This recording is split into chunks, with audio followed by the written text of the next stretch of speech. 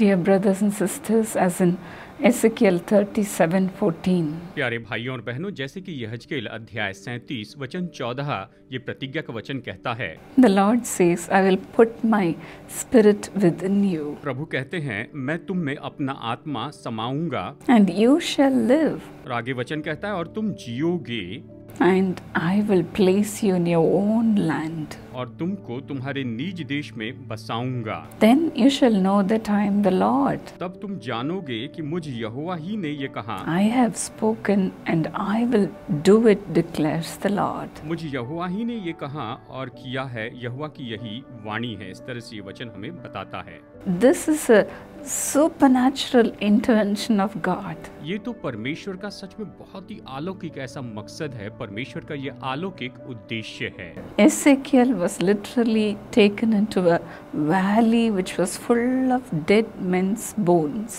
यहजकेल को ऐसी तराई में ले जाया गया जो कि पूरी तरह से मरे हुए मनुष्य की हड्डियों से भरी हुई तराई थी। Ezekiel was directed to speak to the bones that God would make breath enter the bones and they would come to life. और यहजकेल से कहा गया कि तू उन हड्डियों से कहें कि वो जीवित हो उठेगी, उन पर मांस आएगा और वो सब जीवित हो जाएंगे। Ezekiel obeyed God and did it. यहजकेल ने परमेश्वर की आज्ञा मानी और बिल्कुल उसी के अनुसार ही किया। Immediately the bones came together. और तुरंत ही वो सारी हड्डियां आपस में जुड़ गई।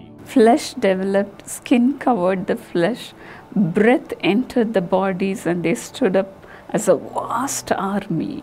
और उनके ऊपर मांस चढ़ने लगा, मांस के ऊपर चमड़ी चढ़ने लगी और वो उनमें श्वास आ गई और वो खड़े हो गए और इस तरह से एक बहुत बड़ी सेना तैयार हो गई। The reviving of the bones literally signified God's plan for Israel's future restoration.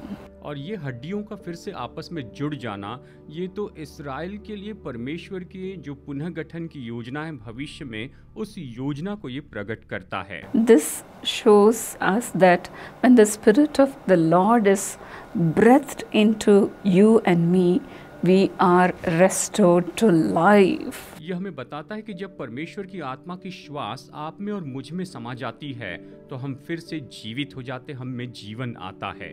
We may say we are powerless.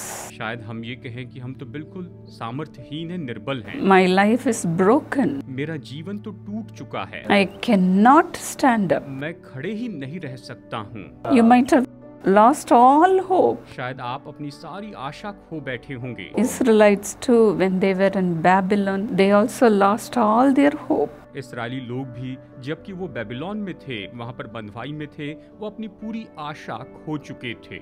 It was at that time the Lord spoke to Ezekiel. और उस समय में परमेश्वर ने यहजकेल से इस तरह से बातें की। Yes, dear friend, the Lord is speaking to you today. हाँ मेरे प्यारे दोस्तों, आज परमेश्वर आपसे बातें कर रहे हैं। Even now the Lord is breathing His Spirit into you. अभी इस समय परमेश्वर अपनी श्वास को आप में फूंकते जा रहे हैं। Rise up, उठ खड़े हो जाएं, rise up. खड़े हो जाएं। The Lord is building your life. परमेश्वर आपके जीवन को उभार रहे हैं। In Israel Prayer Tour, when we landed in the year 2008, 2008 में जब हम इस्राएल प्रेयर टावर में वहां पर पहुंचे थे, when we landed in Israel for the dedication of the prayer tower, जब हम इस्राएल पहुंचे, इस्राएल प्रेयर टावर के समर्पण के लिए पहुंचे, the Lord gave my husband the same message तो मेरे पति को प्रभु ने बिल्कुल यही संदेश दिया of restoring the lives of Israel, कि इस्राएल के जीवन को वो फिर से नया बना रहे हैं, of restoring the life of Israelites. इस्राएलियों के जीवन को वो फिर से नया बना रहे हैं। The Lord took us all as a family and all our staff in the ministry. परमेश्वर ने हमारे पूरे परिवार को और हमारे सारे स्टाफ को इस तरह से वहाँ पर सेवकाई में रखा, Just to restore the land Israel. बस इसीलिए कि इस्राएल देश को फिर से नया बनाया जाए। Whoever puts their feet in the land of Israel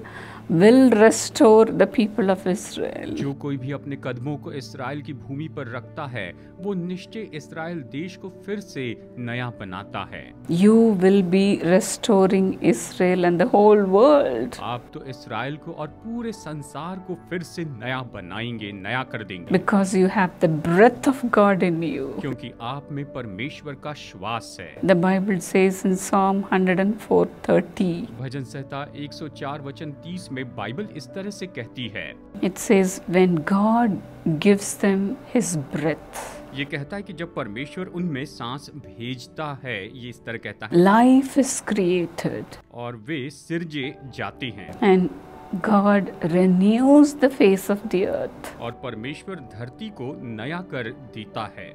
Yes, may the breath of God come upon all who say, I am dead and gone. निश्चय ही परमेश्वर की श्वास उन सब लोगों में आए जो कहते हैं कि मैं तो मर चुका हूँ, मैं तो चला गया हूँ। May the breath of God come upon all who say, my life is dead and gone. परमेश्वर की श्वास उन हर एक व्यक्ति में आ जाए, उन हर एक लोगों में आ जाए जो ये कहते हैं कि मैं तो मर चुका हूँ, मेरा जीवन तो खत्म हो चुका है। Let life be created in you. और आप में ये जीवन निर्माण किया जाए Let you be a blessing to others. और आप दूसरों के लिए आशीष हो जाए, आप दूसरों के लिए आशीष बन जाए। Let the Spirit of God descend upon you right now. और अभी परमेश्वर का आत्मा आप पर उतर आए। Father, fill them, Lord. हे पिता, इन्हें भर दीजिए। Let life be created in them. प्रभु, इनमें जीवन निर्माण किया जाए। Lord, you brought back the people of Israel to their own land by breathing your breath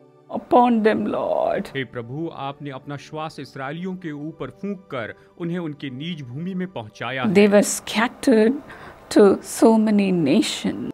वो तो बहुत से देशों में ऐसे बिखर चुके थे, But then you brought them back, लेकिन फिर आपने उन्हें वापस लाया, made them live, उन्हें जीने दिया, made them prosper. उन्हें संपन्न होने दिया। Lord, you multiplied them, Lord. प्रभु, आपने उन्हें बहुगुणित किया। Let the same anointing come upon your people, Lord, और प्रभु, यही अभिषेक आपके लोगों के ऊपर आ जाए to build their life. कि इनके जीवन को निर्माण करें। They may be crying, Lord, I am sick and I am dead. शायद ये लोग आपको पुकार रहे होंगे, प्रभु, कि मैं तो बीमार हूँ, मैं बिल्कुल मरने पर हूँ, I am like a dead person. मैं तो एक मरे हुए व्यक्ति के जैसे हूँ। Lord, let your resurrection power come upon them, Lord. हे प्रभु, आपके पुनरुत्थान की सामर्थ इनके ऊपर में आ जाए। It's enough, they are in the bed. अब ये बिस्तर पर पड़े हुए काफी समय हो गया है। Rise up, अब उठ खड़े हो, rise up. उठ खड़े हो। You, my friend, rise up from the bed and be healed. और मेरे प्यारे दोस्तों, आप अपने बिस्तर पर से उठ खड़े और चंगे हो जाएं Let the tumor be gone. और ट्यूमर दूर हो जाए। Lord, touch and heal. हे प्रभु, आप छू कर चंगाई दीजिए। Tumor in the head, the Lord is touching and healing you, my friend. जिसके सिर में ट्यूमर है, ऐसे व्यक्ति को प्रभु आप भी आपको छू रहे हैं और आपको चंगाई दे रहे हैं। Be healed. चंगे हो जाएं, Be healed. चंगे हो जाएं। Father, those who are oppressed by the evil spirit, deliver them, Lord. हे पिता, जो दुष्ट आत्माओं के द्वारा ग्रसित है, परेशान है, ऐसे लोगों को आप छुटकारा दीजिए। The wicked spirit may be saying, you will die. और वो दुष्ट आत्मा ये कह रही होंगी कि तुम तो मर जाओगे। Lord, Father, resurrect them, Lord. हे पिता, इन्हें आप फिर से जीवित Have कीजिए। compassion on your people and lift them up, Lord. अपने लोगों के ऊपर में करुणा कीजिए प्रभु, और आप इन्हें ऊंचा उठाइए। It's enough they are in the bed. ये अपने बिस्तर पर पड़े हैं, ये तो बहुत हो गया है। Father, touch and heal your people, Lord. अपने लोगों को छू कर चंगाई दीजिए Let the bones have life. और इनकी हड्डियों में जीवन आ जाए। Lord, Father, touch them, हे Lord. प्रभु, आप इन्हें छू लीजिए Let the bones join together. और इनकी हड्डियां आपस में जुड़ने पाए Let flesh be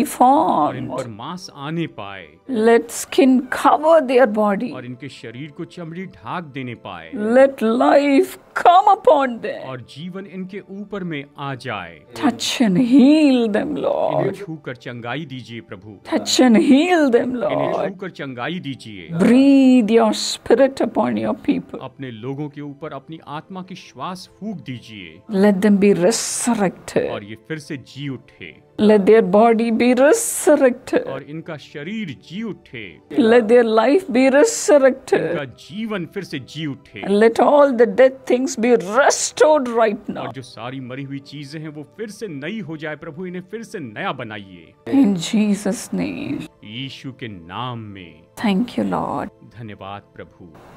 God bless you, friends.